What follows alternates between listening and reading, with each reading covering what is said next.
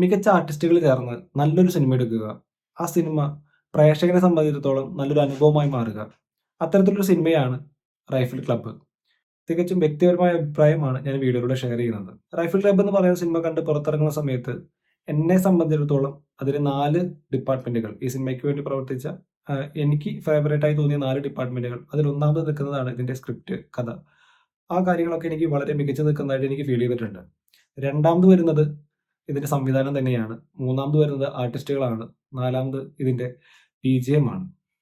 ഇതിൽ ആദ്യം പറഞ്ഞ കഥ നോക്കുകയാണെങ്കിൽ നമ്മൾ ഇതിന്റെ ട്രെയിലറിലൊക്കെ കണ്ട പോലെ തന്നെ 2 പക്ഷങ്ങൾ തമ്മിലുള്ള കോൺഫ്ലിക്റ്റ് തന്നെയാണ്. നായകനും വില്ലനും തമ്മിലുള്ള കോൺഫ്ലിക്റ്റ് തന്നെയാണ് സിനിമ ഉടനീളം സംസാരിക്കുന്നത്. വില്ലൻ പക്ഷത്തിന്റെ വെൽ എക്വിപ്ഡ് ആയിട്ടുള്ള അല്ലെങ്കിൽ മിഷൻ ഗണ്ണ് പോലെയുള്ള അൾട്രാ മോഡേൺ വെപ്പൺസ് ഉണ്ടെങ്കിൽ നമ്മുടെ ഹീറോ പക്ഷം കൈകാര്യം ചെയ്യുന്നത് വളരെ ആയിട്ടുള്ള ഡബിൾ ബാരൽ ഗണ്ണുകളാണ്. ഇവർ തമ്മിലുള്ള സംഘർഷം തന്നെയാണ് ഉടനീളം സിനിമ സംസാരിച്ചു പോകുന്നത്. എന്നിരുന്നാൽ കൂടിയും ഈ കഥ കൃത്യമായ കഥാ പശ്ചാത്തലത്തിലൂടെയും കഥാസന്ദർഭങ്ങളിലൂടെയും കഥാപാത്രങ്ങളിലൂടെയും കൃത്യമായ ഒരു പൊളിറ്റിക്സ് നമ്മൾ സംസാരിക്കുന്നുണ്ട്. വേട്ടയാടലിന്റെ പൊളിറ്റിക്സിനെ പറ്റിയിട്ട്, കാടിന്റെ പൊളിറ്റിക്സിനെ പറ്റിയിട്ട്, സ്ത്രീപക്ഷ പൊളിറ്റിക്സിനെ പറ്റിയിട്ട്, ഭക്ഷണത്തിന്റെ പൊളിറ്റിക്സിനെ പറ്റിയിട്ടൊക്കെ ചെറിയ ചെറിയ സന്ദർഭങ്ങളിലൂടെ നമ്മളോട് സംവദിച്ചിട്ടാണ് കഥ മുന്നോട്ട് കടന്നു പോകുന്നത്. അങ്ങനെ നോക്കുമ്പോൾ എന്നെ സംബന്ധിച്ചിടത്തോളം കഥ വളരെ നല്ല രസമായി അല്ലെങ്കിൽ വളരെ എൻഗേജിങ് ആയി എനിക്ക് തോന്നിയിട്ടുണ്ട്. ഇനി ഇതിന്റെ സംവിധാനത്തിലേക്ക് നോക്കുകയാണെങ്കിൽ ആഷിഖ് അബു എന്ന് പറയുന്ന സംവിധായകൻ മലയാള സിനിമയിൽ അദ്ദേഹത്തിന്റെ പേര് കൃത്യമായ ഒരു പൊസിഷനിൽ എത്തിച്ചിട്ടുണ്ട്. അവിടെ കൃത്യമായി തന്നെ നിലനിർത്താനും ഈ സിനിമ കൊണ്ട് അദ്ദേഹത്തിന് സാധിച്ചിട്ടുമുണ്ട്. വളരെ എക്സ്പെക്റ്റഡ് ആയിട്ടുള്ള ഒരു കഥാസന്ദർഭമാണ് നമ്മുടെ മുന്നിലേക്ക് വരുന്നത്. പക്ഷെ ആ കഥാസന്ദർഭത്തിലും നമ്മൾ എൻഗേജ് ചെയ്തെടുത്താൽ അല്ലെങ്കിൽ നമ്മളെ ത്രില്ലടിപ്പിക്കുന്ന രീതിയിലുള്ള ഇൻസിഡൻസിലൂടെ നമ്മൾ മുന്നോട്ട് കൊണ്ടുപോകാൻ ഈ സംവിധായകന് സാധിച്ചിട്ടുണ്ട്. ഓരോ രംഗങ്ങളിലും ഓരോ കഥാപാത്രങ്ങളിലും നമ്മൾ എക്സ്പെക്ട് ചെയ്യുന്നതിന് മേലെ തന്ന് നമ്മുടെ ഈ സിനിമയിൽ ഇഴുകി ചേർക്കാൻ ഈ സംവിധായകൻ സാധിച്ചു എന്നുള്ളത് കൊണ്ട് തന്നെയാണ് സംവിധായകത്തിന് കൈയ്യടി നൽകണമെന്ന് ഞാൻ ആഗ്രഹിക്കുന്നത്. ഇനി ഇതിന്റെ കഥാപാത്രങ്ങളിലേക്ക് നോക്കുകയാണെങ്കിൽ ഞാൻ നേരത്തെ പറഞ്ഞ ഒരു വേട്ടയാടലിന്റെ പൊളിറ്റിക്സിനെ പറ്റി സംസാരിക്കുമ്പോൾ ഓരോ കഥാപാത്രങ്ങളും കൃത്യമായ ഒരു മൃഗീയ വാസന എടുത്തു വെക്കുന്ന രീതിയിലുള്ള ഓരോ ഭാവങ്ങളും നമ്മുടെ മുമ്പിലേക്ക് എടുത്തു തരുന്നുണ്ട്.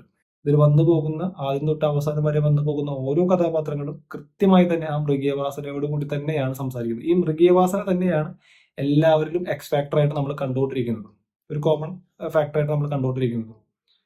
അത് ഓരോ സന്ദർഭങ്ങളിൽ കടന്നു പോകുന്ന വ്യത്യസ്ത ലെവലുകളിലാണ് നമ്മുടെ അടുത്ത് ഫീൽ ചെയ്യുന്നത്. നൈരാശ്യത്തിന്റെ അല്ലെങ്കിൽ വേട്ടയാടാൻ പറ്റാത്തതിന്റെ, അതാണ് നൈരാശ്യത്തിന്റെ എന്ന് പറയുന്നതിന്റെ കാരണം, അല്ലെങ്കിൽ വേട്ടയാടി സന്തോഷത്തിന്റെ, ഉന്മാദത്തിന്റെ, അങ്ങനെ പലതരത്തിലുള്ള ഭാവങ്ങളും ഇതിലൂടെ കടന്നു പോകുന്നുണ്ട്. അതിപ്പോ വിജയരാഘവൻ മുതൽ റംസാൻ മുതലുള്ള നീണ്ട കാസ്റ്റാണ് ഇതിൽ നമുക്ക് കാണാൻ സാധിക്കുന്നത്. ഇതിൽ ഓരോ കഥാപാത്രങ്ങളും അവരവരുടെ റോളുകൾ കൃത്യമായി തന്നെ നമുക്ക് മുന്നിലേക്ക് കാഴ്ചവെക്കുന്നുണ്ട്. പിന്നെ ഇതിന്റെ ബീജം നോക്കുകയാണെങ്കിൽ ഞാൻ നേരത്തെ പറഞ്ഞ പോലെ തന്നെ അലോസരപ്പെടുത്തി പോകാവുന്ന പല സന്ദർഭങ്ങളും ഉണ്ടായിട്ട് പോലും അതിലെല്ലാത്തിലും ഈ കൃത്യമായ കാടിന്റെ അല്ലെങ്കിൽ ഈ മൃഗീയവാസനയുടെയൊക്കെ ഫ്ലേവറുകൾ കൃത്യമായി നമ്മുടെ ചെവിയിലേക്ക് എത്തിക്കാൻ അല്ലെങ്കിൽ ആ ഓരോ ബീറ്റിനും നമുക്ക് നമ്മളെ ഹരം കൊള്ളിക്കാൻ സാധിച്ചിട്ടുണ്ടെങ്കിൽ അത് റെക്സ് വിജയൻ എന്ന് പറയുന്ന മ്യൂസിക് സംവിധായകന്റെ കഴിവ് തന്നെയാണ്. അതുകൊണ്ടൊക്കെ തന്നെ ഈ 4 ഡിപ്പാർട്ട്മെന്റുകൾക്കും കൈയ്യടി അറിയിക്കുന്നതായിട്ട് എനിക്ക് തോന്നിയിട്ടുണ്ട്.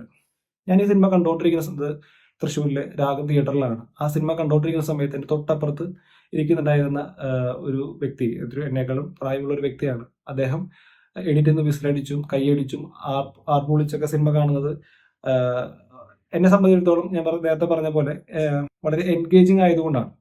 ആ ഒരു സന്ദർഭം അല്ലെങ്കിൽ ആ ഒരു ഫീല്, ഒരു തിയേറ്റർ ഫീല് നമുക്ക് ഈ സിനിമ കണ്ടുകൊണ്ടിരിക്കുന്നതിലുടനീളം എനിക്ക് ലഭിച്ചിട്ടുണ്ട്. അതുകൊണ്ടൊക്കെ തന്നെ ഞാൻ ഈ സിനിമ നിങ്ങൾക്കും സജസ്റ്റ് ചെയ്യുന്നുണ്ട്. നിങ്ങളും ഒരു നല്ല സിനിമ കാണാൻ ആഗ്രഹിക്കുന്നുണ്ടെങ്കിൽ തീർച്ചയായും റൈഫിൾ ക്ലബ്ബ് നിങ്ങളുടെ കാണണമെന്ന് ഞാൻ ആഗ്രഹിക്കുന്നുണ്ട്. തീർത്തും വ്യത്യസ്തമായ അഭിപ്രായങ്ങളാണ് നിങ്ങൾക്ക് ഉള്ളതെങ്കിൽ തീർച്ചയായും കമന്റ് ബോക്സിൽ അറിയിക്കുക. അഭിപ്രായങ്ങൾ നമ്മളോട് ചേർന്ന് പോകുന്നതാണെങ്കിൽ അതും നിങ്ങൾ കമന്റ് ബോക്സിൽ അറിയിക്കുക. മറ്റൊരു വീഡിയോ ആയി കാണുന്നവരേക്കും നമസ്കാരം.